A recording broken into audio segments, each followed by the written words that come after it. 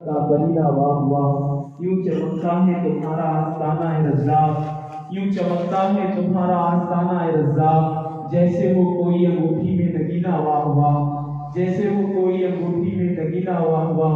حضرت حسنین سے نسبت ہے شاہ آپ کی، حضرت حسنین سے نسبت ہے شاہ آپ کی، تم نے شامل ہے شہیدی کا پسینہ واہ واہ، تم نے شامل ہے شہیدی کا پسینہ واہ واہ۔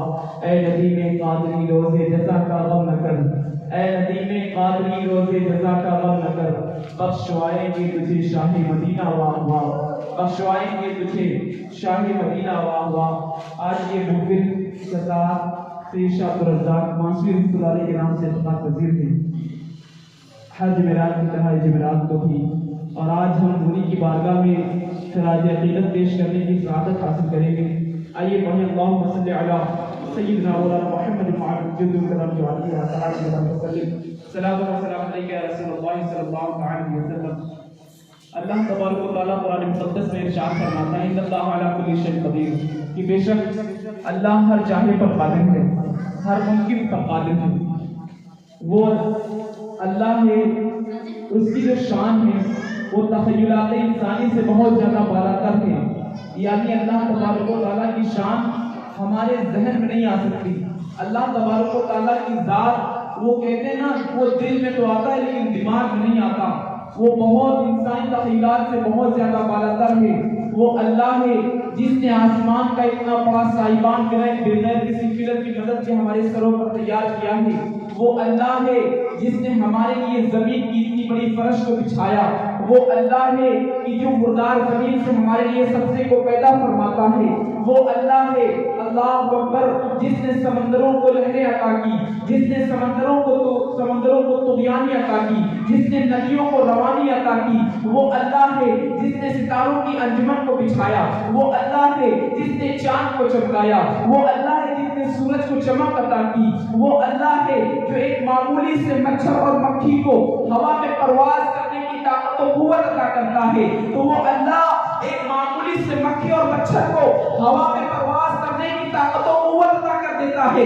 جب وہ اللہ کسی بندے کو اپنا بناتا ہے، جب وہ کسی کو اپنا بنا لیتا ہے تو بندہ بندہ رہتا ہے، لیکن اللہ کی قدرت کے جلوے اس کے ہاتھ پر ظاہر ہونے لگتے ہیں۔ وہ اشارہ کرتا ہے تو لوگوں کی تقدیریں بدل جایا کرتی ہیں۔ وہ ٹھوکر مارتا ہے تو مردے قبر پھاڑ کر کے زندہ ہو کر کے باہر نکل آتے ہیں۔ وہ اگر پیار سے محبت سے کسی کو دیکھ لے تو اس کے تمام گنگرے غفور ہو جایا کرتے ہیں۔ میرے پیارے آقا صلی اللہ علیہ وسلم کے پیارے دیوانوں، اسی میں سے اللہ کا ایک برگزیدہ بندہ، اسی میں سے اللہ کا ایک بڑا معتبر ولی جس کے نام سے آج کی یہ محفل رچائی گئی ہے، وہ ذات کا ذات ہے۔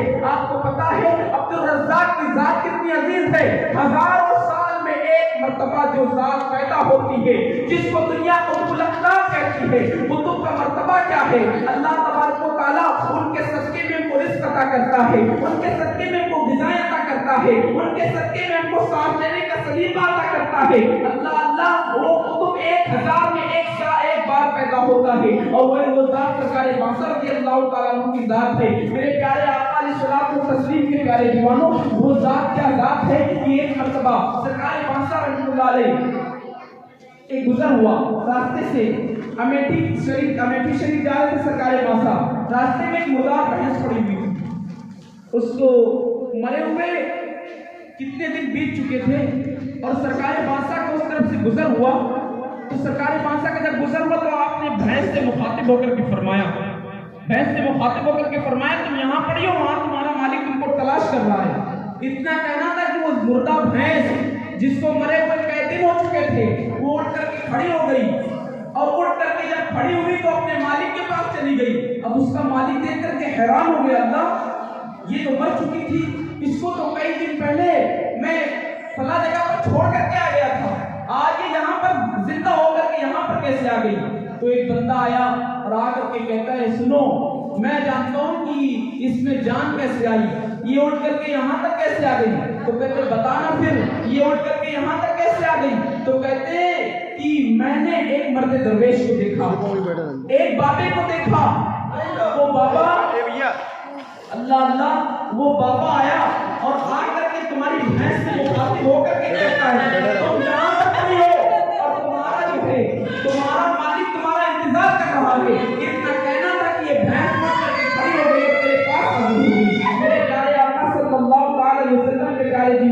सरकार बादशाह की शान क्या है। आपको पता है नन्ही सी उम्र में, यार नन्ही सी उम्र में क्या लोग कहते हैं इमाम हुसैन को शिमर में शहीद कर दिया। हम कहते हैं शिमर वो तो इम्तिहान का इश्क था। अल्लाह अल्लाह वो सरकार बादशाह जो मौला हुसैन से हजारों साल बाद उनकी विलादत होती है और विलादत होने के कई सौ साल बीत चुके हैं। लगभग 300 साल बीतने के बाद 250 साल बीतने के बाद आसमान पर जो है अंधेरा छा जाता है।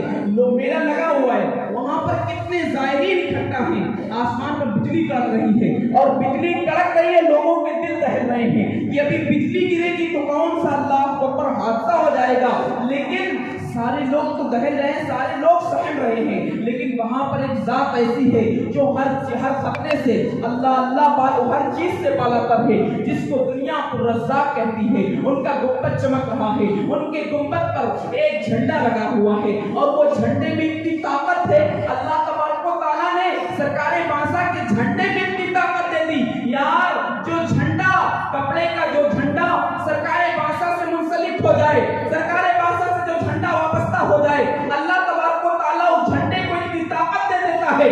वो झंडा सरकार बादशाह ने खुद नहीं बनाया, बल्कि किसी आदमी ने बना करके सरकार बादशाह की मोहब्बत में बना करके उनके गुंबद पर ले जा करके लहरा दिया।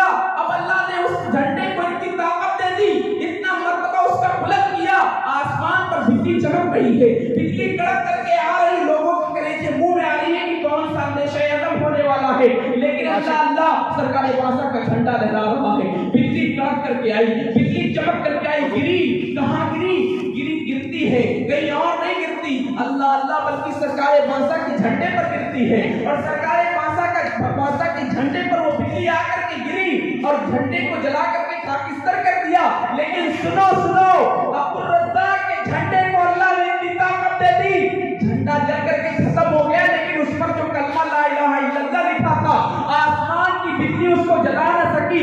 यार आसमान से आने वाली बिजली सरकार बादशाह से कपड़ा जो मंसूब हो जाए उसको नहीं जला सकती। तो जो इंसान सरकार बादशाह की मोहब्बत में मुस्तग़रक़ हो जाए, दुनिया की आफतें उसको क्या ठेस पहुंचा सकती है। बस